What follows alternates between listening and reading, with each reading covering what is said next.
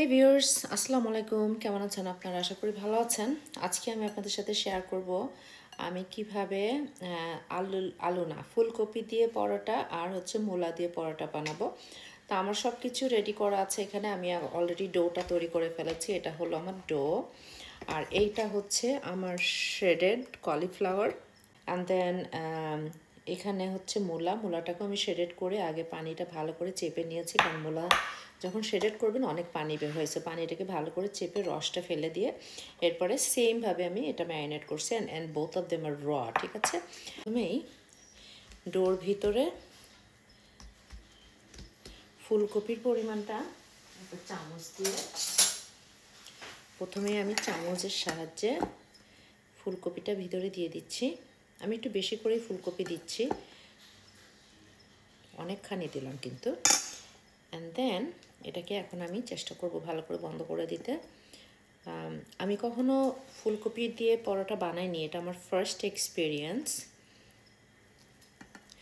আমার একটা নেইবার আছে, ও আমাকে একবার দেখিয়ে দিয়েছিল কিভাবে বানাতে হয়, আমি নিজে কখনো বানাইনি। তো এখন আমি দেখতে পাচ্ছেন আমি কিন্তু কলিফ্লাওয়ারটা ভিতরে দিয়ে দিয়েছি। এখন আমি যেটা করব সেটা হলো এটার সাহায্যে খুব আস্তে আস্তে করে এটাকে একটু বেলে নিতে হবে। ফার্স্ট টাইম বানাচ্ছি তো, দেখা যাক কেমন হয়। আর কলিফ্লাওয়ারটা আপনারা যখন শেডেড করবেন, চিকন পাশটা যেটা ওটা দিয়ে শেডেড করবেন, তাহলে জিনিসটা সুন্দর হবে। ওকে, এটা হাত দিয়েই বেশি ভালো হয়। হ্যাঁ, ওকে। এখন আমার প্যানটা অলরেডি অন আছে, আমি এখন প্যানের উপরে দিয়ে দিব। আপনাদের সাথে একটু শেয়ার করি সেটা। প্যানের উপরে দিয়ে দিব সাথে থাকার জন্য। এই যে বিউটিফুল। এইভাবে আমি এটাকে আগে একটু স্পেস করে নিচ্ছি ভালো করে। ঠিক আছে, এখন দিব মূলাটা একটু বেশি করে দিচ্ছি।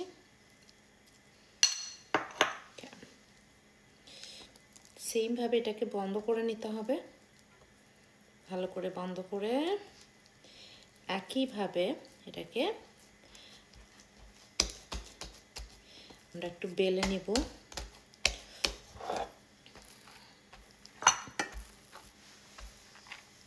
একটু উল্টিয়ে দিচ্ছি, এই পাশটাও একটু করে নিতে হবে।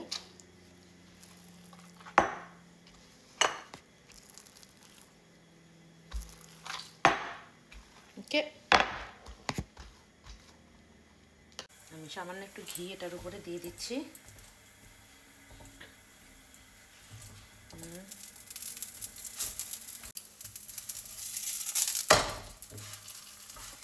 দুদিকেই একটু ঘি দিতে হবে হালকা করে।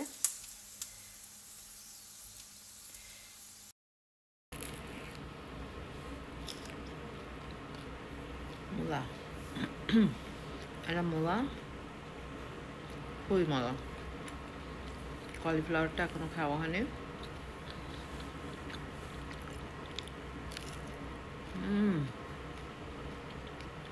Delicious.